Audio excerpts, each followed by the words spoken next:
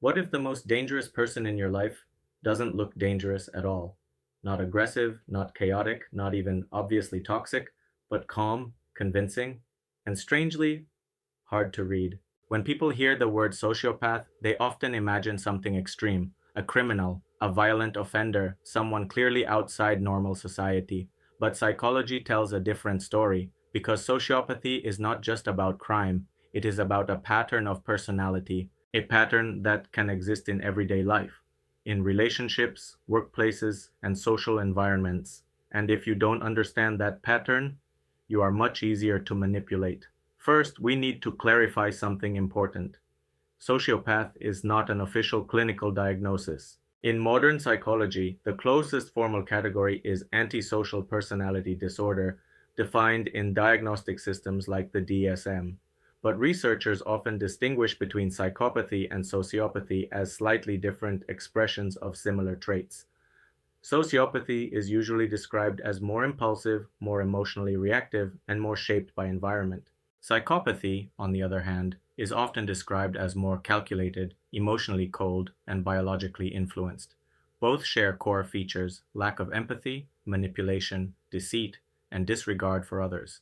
This distinction is not perfect, but it helps explain different behavioral styles within antisocial patterns. So, what actually defines a sociopath? Research consistently points to several key traits: chronic violation of social norms, impulsivity, aggression or irritability, deceitfulness, irresponsibility, and most importantly, lack of remorse. A sociopath does not simply make mistakes, they repeat harmful behavior without meaningful guilt. And when confronted, they often respond not with accountability, but with justification, blame, or manipulation. This pattern is central to antisocial personality disorder as described in clinical literature. But here is where it becomes more complex. Sociopaths are not always emotionally empty. Unlike the stereotype of total coldness, sociopathy often includes emotional reactivity. They may feel anger strongly. They may feel frustration intensely. They may even form attachments. But these attachments are often unstable, self-centered, and conditional. This makes them unpredictable. They are not guided by consistent moral structure. They are guided by impulse, advantage, and immediate emotional states. One of the most misunderstood aspects of sociopathy is empathy. People often say they have no empathy, but the reality is more nuanced. Research suggests that the biggest deficit is often ineffective empathy, the ability to emotionally resonate with another person's pain. However, cognitive empathy, the ability to understand others, can remain relatively intact. In simple terms, they may understand what you feel, but they do not feel it with you. And that creates a dangerous combination because understanding without emotional restraint can become manipulation. This is where many people get trapped because sociopaths can be socially skilled, they can read reactions, they can adjust behavior, they can say exactly what you need to hear, at least in the beginning. But over time, a pattern emerges. Promises without consistency, apologies without change, charm without responsibility, and slowly, reality begins to shift.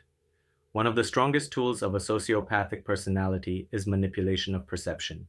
They may deny things that clearly happened. They may reframe events to make themselves the victim. They may turn your reactions into the problem. And eventually, you stop asking, "What are they doing?" and start asking, "What is wrong with me?" This confusion is not accidental, it is part of the dynamic. Another key feature is impulsivity.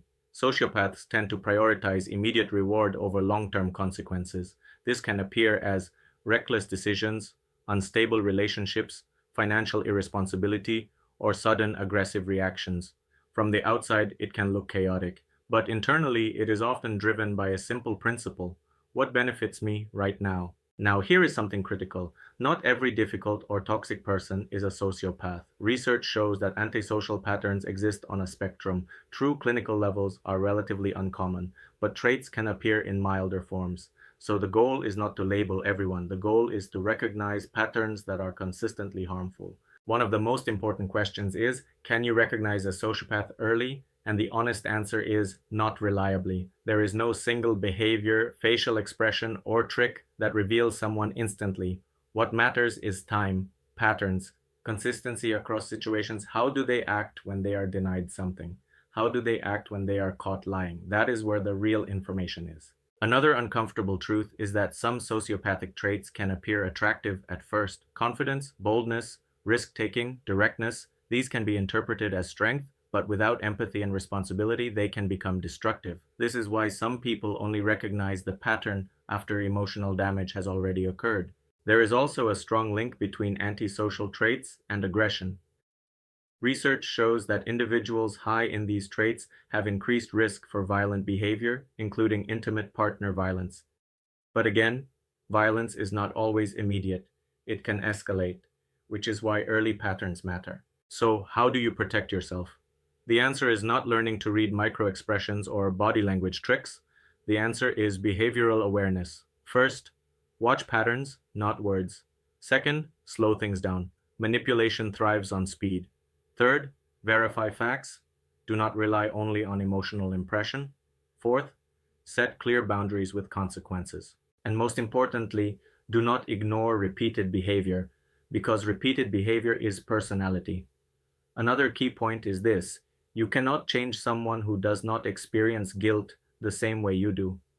Many people stay too long because they believe that if they explain enough, love enough, or understand enough, the other person will change. But sociopathic patterns are not based on misunderstanding. They are based on different emotional processing, and that changes what is possible. Research on treatment shows that change is difficult. Some behavioral improvements are possible in certain conditions, but there is no simple cure, which means your safety cannot depend on their transformation. It has to depend on your decisions. In the end, the biggest mistake people make is trying to answer the wrong question.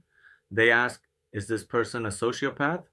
But the better question is, what pattern am I seeing and what does it do to me? Because you do not need a diagnosis to recognize harm. You need clarity, consistency, and the willingness to believe what behavior shows you, not what words promise. Because the real danger is not always obvious. It is often quiet, subtle, and disguised as normal. And the moment you start seeing the pattern clearly is the moment you start taking your power back. Thank you for watching.